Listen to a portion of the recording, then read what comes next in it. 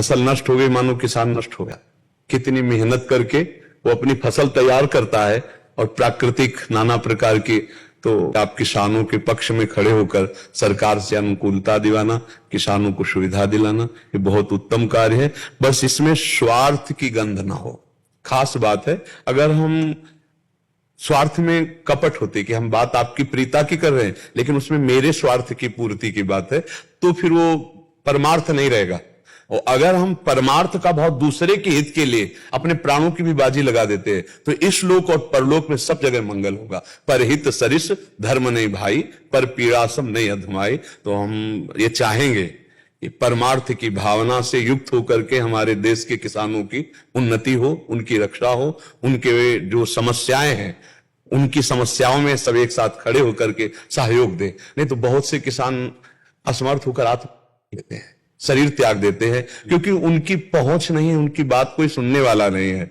4 बीघा खेती उसी से तैयार किया, फसल नष्ट हो गई, तो अब वो सोचते हैं कि मेरे जीवन का, अगर 4 सपोर्ट देने वाले हैं तो फिर आगामी वो उत्साह से युक्त हो जाएंगे। और अगर किसान को सपोर्ट न मिले तो पूरे हर व्यक्ति के, तुम रुपया नहीं खाओगे तो अन्न ही ना। हम कह रहे 50 लाख रुपया महीना कमाते तो रुपया खाओगे दाल रोटी, और दाल रोटी पैदा करता किसान। और उसकी अगर सुविधा नहीं बनी, उसकी व्यवस्था नहीं हुई, उसको सपोर्ट नहीं हुआ, तो तुम सोना चांदी नहीं खाओगे, रुपया नहीं खाओगे, दाल रोटी खाओगे, चावल खाओगे, और वो किसान पैदा कर रहा है। तो भारत की मुख्य जड़ ये किसान है, जो प्राणों का पोषण होता है, और प्राणों का पोषण करने वाला अन्नदाता किसान है, और उसकी तरफ प्रायः सबकी दृष्टि नहीं रहती।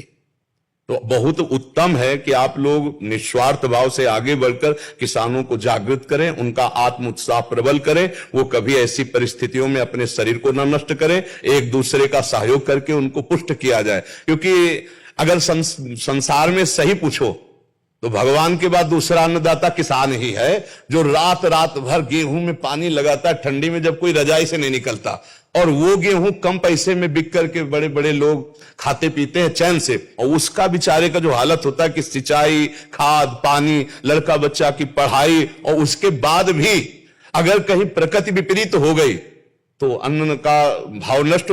सरसों की फसल तैयार, हम लोग किसान के घर पैदा है, सरसों की फसल तैयार है, कल सुबह कटनी है, शाम के बादल है।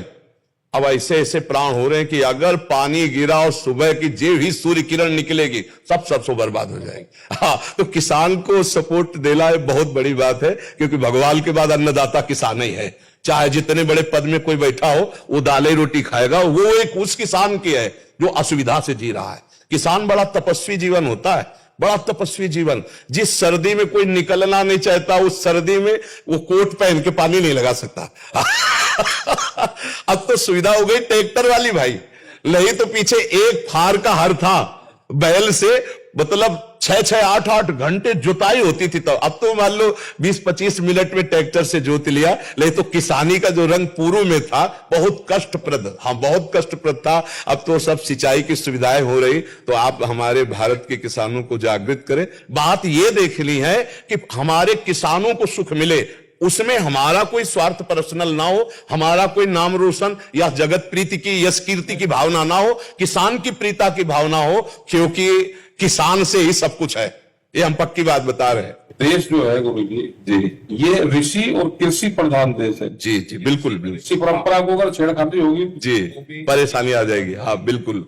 और कृषि को भी छेड़खानी होती है तो भी आप परेशानी आएगी। हम वही तो कह रहे हैं कि आप खाओगे क्या। हाँ, तो बिल्कुल हमारे किसानों को सुविधाएं मिलनी चाहिए, क्योंकि उसको बहुत जरूरतें हैं। अन्य जगह तो बहुत प्रॉफिटें हो सकती, लेकिन किसान के लिए केवल उतनी प्रॉफिट है। और उसके परिवार में जो जन्मा वही जानता है किसान का दर्द क्या होता है। किसान का दर्द किसान ही जानता है, बाहरी नहीं जानेगा। तो आप लोग इस विषय में सुदृढ़ रहें और आपको उत्साह पूर्वक रहिए। लाओ दुपट्टा लाओ, सबको